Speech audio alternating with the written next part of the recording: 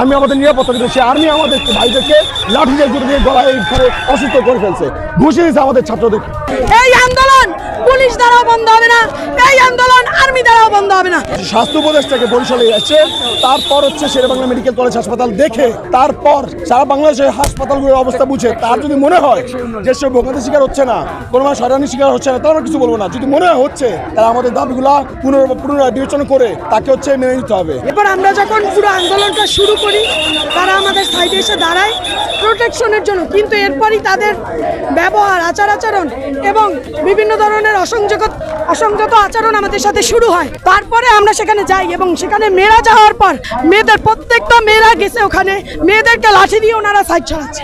একটা মেয়ের সাথে কিভাবে আচরণ করতে হয় সেটা তারা জানে না এবং আমার ভাইয়ের পেটে লাঠি দিয়ে মারছে এবং আমার ভাই অসুস্থ হয়ে পড়েছে।